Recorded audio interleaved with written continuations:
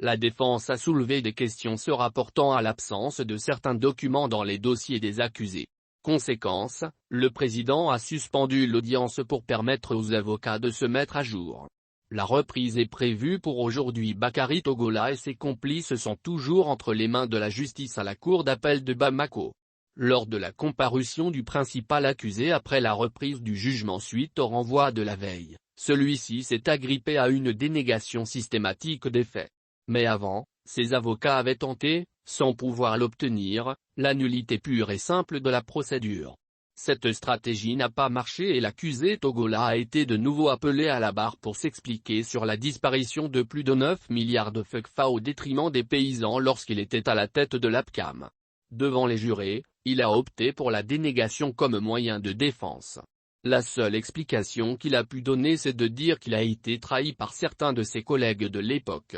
Il est allé jusqu'à dire que ces derniers ont profité et abusé de son illettrisme.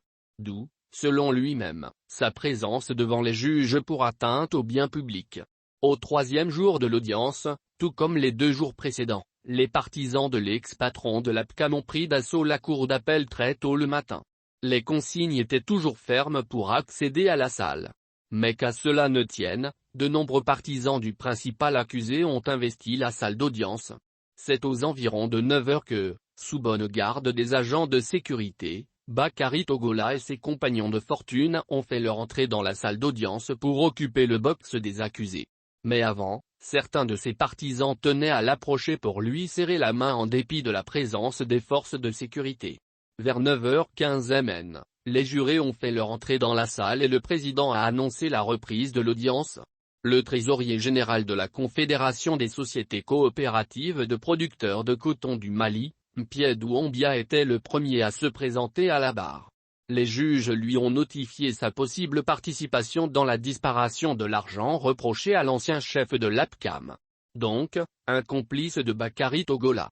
D'emblée, sans même réfléchir par 2 fois, cet accusé aussi a nié les faits. « Je ne l'ai pas aidé », a-t-il brièvement répondu, parlant de Bakary Togola.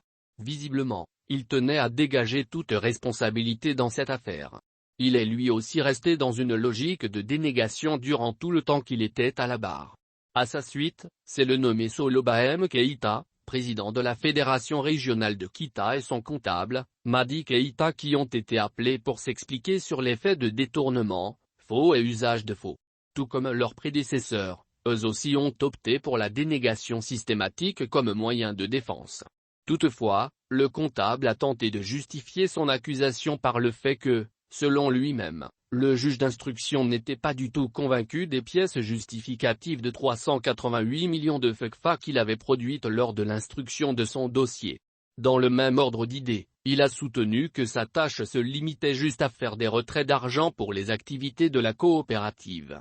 Excepté ce travail, l'accusé a précisé qu'en aucun moment, il n'a été mêlé dans la gestion des fonds proprement dit. Appelé à la barre, l'accusé Solobahem Keïta, bien qu'étant le trésorier général n'a pu donner aucune explication convaincante quant au déficit enregistré sous sa gestion.